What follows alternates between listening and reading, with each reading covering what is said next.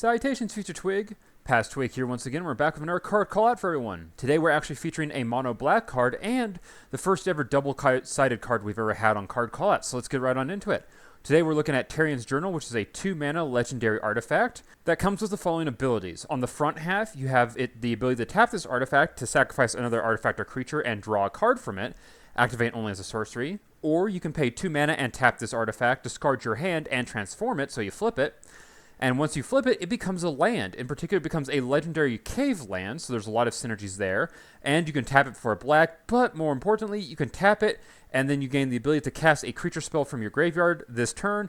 If you do, it enters the battlefield with a finality counter on it, and is a vampire in addition to its other types. Oh my gosh, there is so much going on here, all of which I think can be very powerful, especially in a black deck which cares about a lot of these elements. First off, we're talking about sacrifice. Big element of a lot of black decks. You're trying to sacrifice creatures, and having a sacrifice trigger like this is fantastic. The sorcery speed is a big limitation, obviously, because you can't instant respawn sack a creature to prevent it from being exiled by something else or on an opponent's turn. But still having the ability to basically sack a creature on your turn or an artifact and draw a card, insanely powerful and is absolutely worth the 2-mana cost. Moving on, of course, some black decks also care about discards, so that's also going to be a very powerful ability just to discard your hand for 2 mana. And once you flip it, you have the third bit of utility, which is you ramp a little bit because you've got a legendary land. 1 or 2 commanders care about lands being caves. That's a little bit more niche, but still there are some commanders that care about that. But the ability to cast creature spells from your graveyard, and the fact that they come in with finality counters on them, not just the fact that they would be exiled, they have a counter in particular that controls that, is powerful. And last but not least, of course, there are certain commanders that obviously care about creatures coming in as vampires. So having the abilities to basically cast your non-vampire creatures and having them come in as vampires, super synergistic with certain commanders. So yeah, tons going on. We'll get into those synergies here in a sec, but more importantly, let's talk about the price.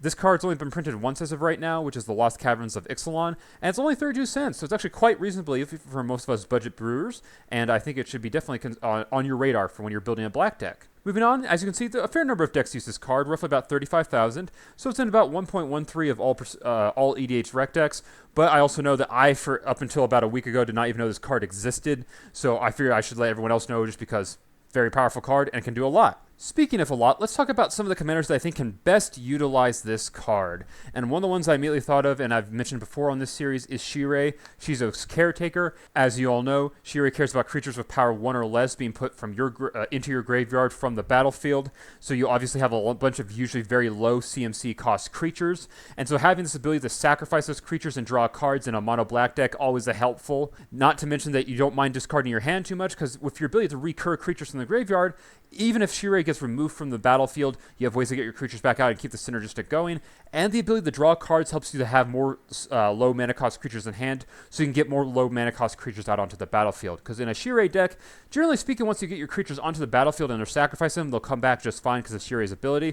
But sometimes you run into issues with drawing cards and making sure that you always have cards in hand to actually play out when you need to, especially your interaction. Moving on, there are also some other things you can do with discarding cards and artifact synergies. And actually, I'm excited that I get to feature the very first Edge of Eternity's brand new set commander on this show, which is Alpha Rail, Dreaming Acolyte, which is a legendary creature human cleric that says that when this character enters, draw 2 cards and then discard 2 cards unless you discard an artifact card, and during your turn, this commander has Death Touch. There's a lot going on here, of course. You're probably looking at an artifact-based deck with some discard synergies going on in there, both of which, of course, Tarrian's Journal and the flip side, the Tomb of Akazado, are both very powerful for, and it also helps that you can run this with artifact creatures, which allows you the Tomb of Akazado land to constantly be cycling creatures back out with finality counters back onto the battlefield. So there's a lot of, I think, potential in an Alpha Rail deck for this 2-mana artifact to make some moves.